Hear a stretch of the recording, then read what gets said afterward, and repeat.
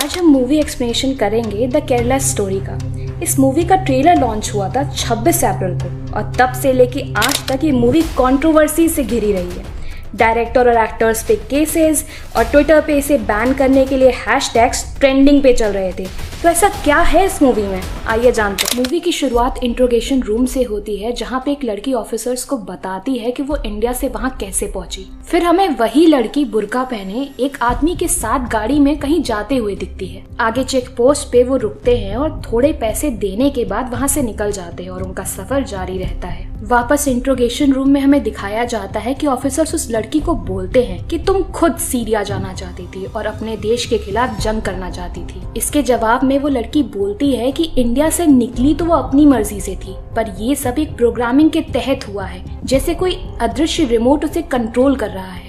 वो अकेली इसका शिकार नहीं बनी, बल्कि हजारों लड़कियों के साथ ऐसा हुआ है। वहीं दूसरी तरफ उनका सफर रुकता है अफगानिस्तान के हिंदू कुश माउंटेन रेंज के एक गांव में। वहां पहुंच के वो दोनों किसी के घर में रुकते हैं और वो उस घर की औरतों से बात करके अपने घर को याद करने लगती है। Kerala, heaven on earth. Shalini 2 साल पहले केरला में थी अपने परिवार के साथ, उसकी माँ और दादी। वो अपने कॉलेज के लिए अपने घर से दूर जाने वाली है और उसकी माँ और दादी उसकी फिक्र कर रही हैं, पर उतनी ही सपोर्टिव भी हैं। फिर उनके कुछ happy moments as a family दिखाए जाते हैं। फाइनली वो अपने कॉलेज पहुंचती है जिसकी बाहरी दीवारों पे एंटी इंडिया स्लोगन्स और पेंटिंग्स बनी हुई थी। वो अपनी रूममेट से मिलती है, पहली निमा जो कि एक क्रिश्चियन है, दूसरी गीतांजलि जो कि एक हिंदू है और तीसरी आसिफा जो कि एक मुस्लिम है। ये सब फिर एक कॉलेज प्रोग्राम अटेंड करते हैं जहाँ पे कोई अननोन पर्सन आसिफा को छोड़ के बाकी तीनों की पिक्स ले रहा था और बाद में वो वही फोटोज किसी दूसरे आदमी को दिखाता है। इंट्रोगेशन रूम में उसे ऑफिसर से पता चलता है कि शालिनी नाम की लड़की एग्जिस्ट ही नहीं करती। उससे पूछा जाता है कि उसने आईसिस कब ज्वाइन किया और बदले में वो बताती है कि उसने आईसिस क्यों और कैसे ज्वाइन किया, कैसे एक नर्सिंग स्टूडेंट को सुसाइड बॉम्बर में बदला गया। उसने अपने आगे के सफर में कई चीजें देखी, सताए हुए बच्चे और औरतें, लोग जिन्हें टॉर्चर करके मार दिया गया था।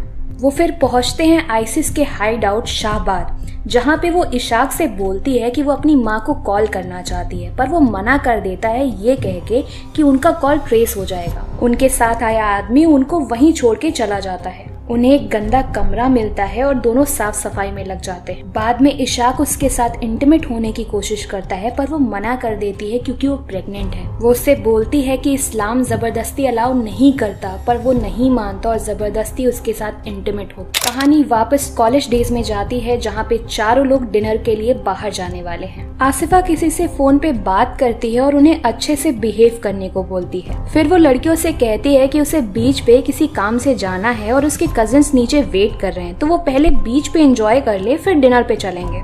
आसिफा के कजिन्स रमीज जो कि MBBS कर रहा है और अब्दुल जो कि एक बिजनेसमैन है। रमीज बहुत अच्छे से बात करता है कि कैसे वो फॉरेन में जाके ज्यादा पैसे कमाना चाहता है ताकि वो ज्यादा से ज्यादा लोगों की हेल्प कर सके, और ये बात शालिनी को बहुत इम्प्रेस करती है। वो सब बीच पे जाके एंजॉय करते हैं। लड़कियां डिनर पे जाती हैं, पर लड़के बाद में आने का कह के चले जाते हैं। डिनर करने से पहले आसिफा और निमा प्रे करती हैं और एक डिस्कशन होता है जिसमें आखिरी में आसिफा बोलती है कि बिना प्रे करे खाना खाना पाप होता है, और तभी लड़के आ जाते हैं और वो सब डिनर एंजॉय करते हैं। वापस जाते वक्त उन चारों में हेवन और हेल को लेकर के बातें होने लगती हैं। आसिफा बोलती है कि पाप करने वालों को दोजक की आग में जलना पड़ता है और वो आग इस धरती की आग से 70 गुना ज्यादा गर्म होती है। उसके हिसाब से जो भी इस्लाम में बिलीव नहीं करता उसको दोजक की आग में जला दिया जाता है, और क्योंकि वो सब नॉन बिलीवर है तो अब अल्लाह ही उन्हें बचा सकता है। फिर ईद के टाइम पे वो सब आसिफा के घर पे जाते हैं जहाँ पे आसिफा के घर वाले बहुत ही काइंड और हॉस्पिटेबल थे। वहाँ पे रमीज और शालिनी के बीच में नजदीकियां बढ़ती हैं और गीतांजलि और अब्दुल भी करीब आते हैं। कहानी अफगानिस्तान की तरफ आती है जहाँ इशाक ट्रेनिंग के लिए जाता है और शालिनी बुर्का पहन के घर से बाहर जाती है। वो रोड पे एक औरत को मरते हुए देख के डर जाती है। उन लोगों ने उसे गोली इसलिए मारी क्योंकि वो अकेली बाहर आई। फिर वो कुछ लोगों को इकट्ठा हुए देखती है और वहाँ पे एक औरत का हाथ काटा जाता है और एक आदमी का सर। ये देख के वो बेहोश हो जाती है और पता चलता है कि उस औरत और उसके पति को ये सजा मिली क्योंकि उस औरत ने लिपस्टिक लगाई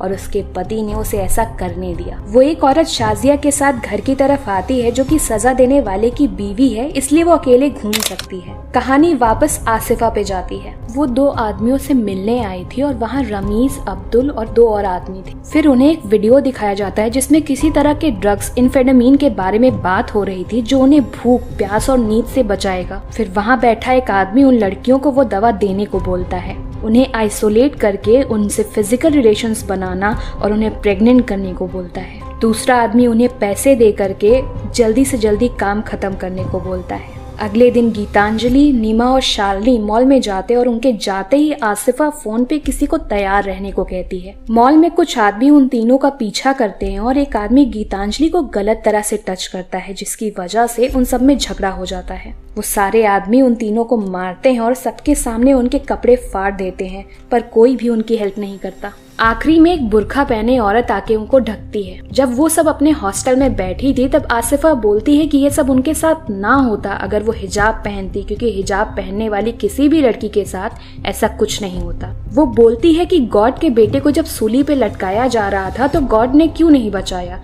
तो ऐसा गॉड तुम्हारी हेल्प कैसे करेगा। गीतांजलि और शालिनी रमीज के यहाँ जाते हैं जहाँ पे वो दोनों गुस्सा होने का नाटक करते हैं और जब शालिनी बोलती है कि उन दोनों को अब नींद नहीं आती तो रमीज उन्हें दवा के नाम पे ड्रग्स दे देता है। धीरे धीरे करके दोनों ही हिजाब पहनना शुरू कर देती हैं। जब वो दोनों अपने बॉयफ्रेंड से इंटीमेसी को लेके बोलती हैं कि वो इस्लाम में शादी से पहले सही नहीं माना जाता तो रमीज उनको कन्विंस कर लेता है ये कह के कि रिश्ता निभाना है तो कोई खराबी नहीं है। तो बाद में वो दोनों फिजिकल रिलेशनशिप भी शुरू कर देते हैं।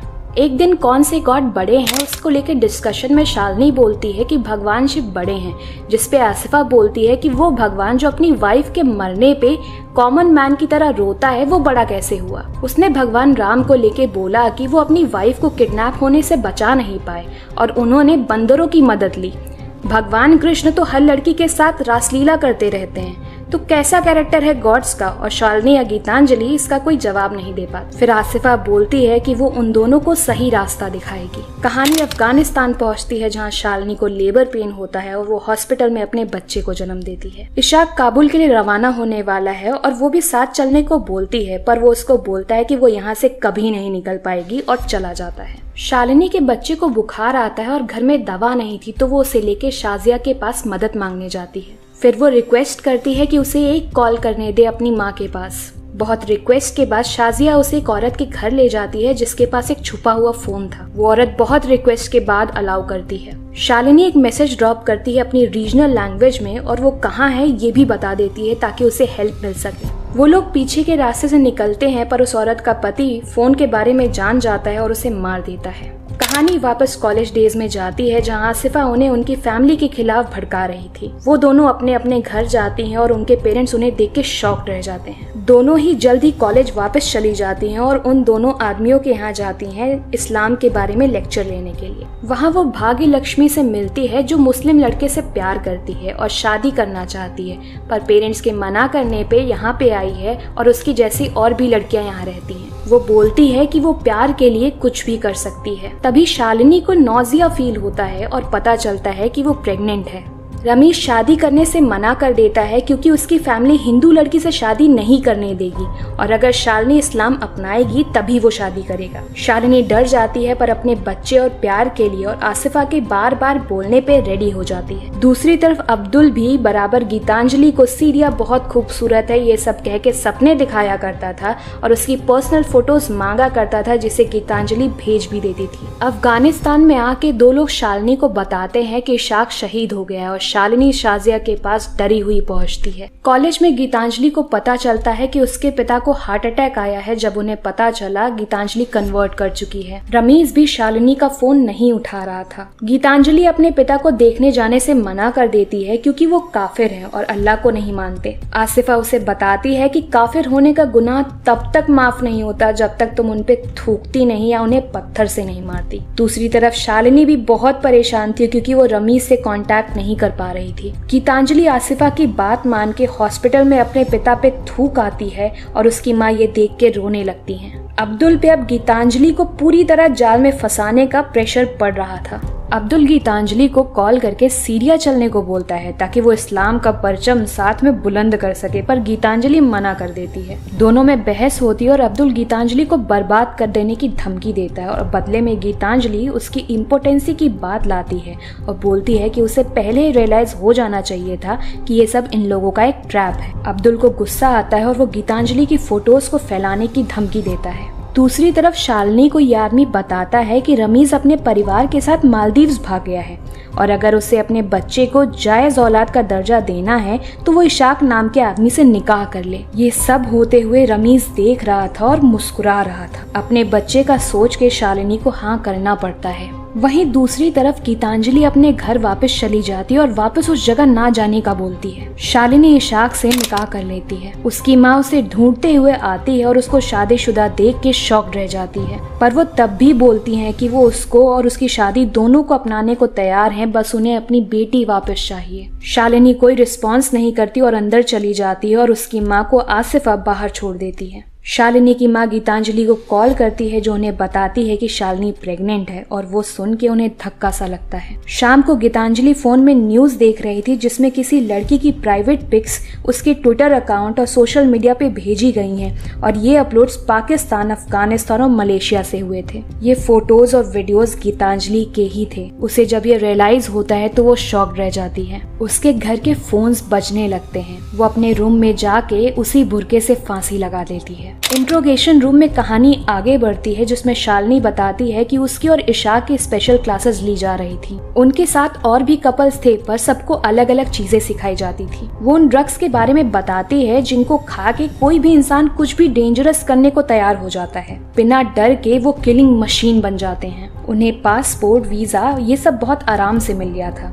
उन्हें बहुत पैसे भी मिले थे। जो डॉक्यूमेंट्स मिले थे उन्हें याद करना था और मैप्स को भी। माँ से मिलने दिया ये बोलते हुए कि कोलंबो हनीमून पे जा रही, नहीं तो अचानक से गायब हुई तो माँ पुलिस में कंप्लेन कर देगी। कोलंबो में शालिनी को निमा का कॉल आता है जो उसे बताती है कि ये सब कुछ आसिफा, रमीज और अब्दुल ने मिलके किया है। यही उन सब का धंधा है। जिस आदमी से मिलने के लिए शालिनी ने उसको कहा था, उस आदमी ने जब ये देखा कि वो नहीं मानेगी तो उसकी ड्रिंक में ड्रग्स मिला के उसके साथ बेहोशी में इंटीमेट हुआ।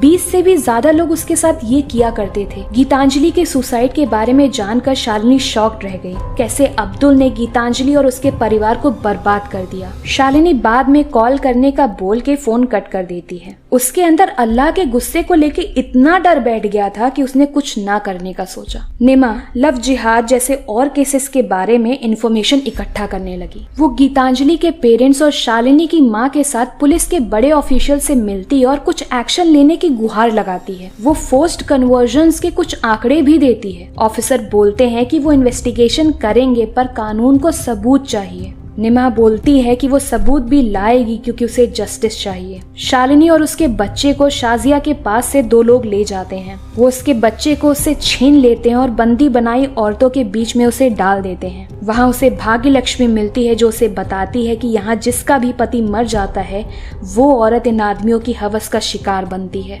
या तो अपने शरीर से बॉम्ब लगा के मर जाओ या अपनी आत्मा को रोज मरवाओ। एक आदमी आके शालिनी को ले जाता है और फिर कई आदमी उसके साथ जबरदस्ती करते हैं। वो अंदर से पूरी तरह से टूट जाती है। उन औरतों को दूसरी जगह ले जाके बंद किया जाता है। शालिनी अपनी मैप की नॉलेज की मदद से रियलाइज करती है कि वो लोग इरबिद जा रहे हैं जो कि सीरिया और टर्की के बॉर्डर के नजदीक है और वो यूएस और यूएन के फोर्सेस के अंडर में है। शालिनी, भाग्य लक्ष्मी और एक और औरत वहाँ से बहुत बच के भाग निकलती हैं। काफी देर बाद वो रेगिस्तान की तरफ पहुँचती हैं और वो आदमी भी उनके पीछे ही आ रहे थे। तीसरी औरत को गोली लग जाती है और थोड़ी देर में भाग्य लक्ष्मी को भी गोली लग जाती है। शालिनी किसी तरह बच जाती है। वो आदमी गुस्से में वापस चले जाते हैं। शालिनी बेहोश हो जाती है और 17 घंटे बाद एक ड्रोन उसे स्पॉट कर लेता है। शालिनी बोलती है कि उसने अब सब बता दिया है और अगर वो लोग उसे इंडिया ले जाएंगे तो वो सबको एक्सपोज भी कर देगी। ऑफिसर्स बोलते हैं कि वो उसकी हेल्प नहीं कर पाएंगी क्योंकि उनके पास उसके फेवर में कोई सबूत नहीं है, पर वो यहाँ के प्रिजन फैसिलिटी में सुकून से रह सकती है क्योंकि उसने उन लोगों को काफी इन्फॉर्मेशन दी है। वो अपनी माँ को कॉल करती है और बोलती है कि वो वापस आने की पूरी कोशिश कर रही है। फिर वो प्रिजन फैसिलिटी में चली जाती है और वहाँ वो फाइनली अपना बुर्का जलते हुए देखती है क्योंकि अब वो फातिमा नहीं शालिनी है, एक हिंदू केरला से। आई होप आपको एक्सप्लेनेशन पसंद आया होगा। एक छोटा सा डिस्क्लेमर है कि मूवी के एक्सप्लेनेशन में जो भी बताया गया है वो मूवी पे ही बेस्ड है। हमने खुद से कुछ भी तोड़ा मरोड़ा नहीं है। अगर एक्सप्लेनेशन अच्छा लगा तो वीडियो को लाइक करें और आपके थॉट्स इस मूवी को लेके क्या हैं हमें कमेंट सेक्शन में ज़रूर बताएं। Bye bye, take care.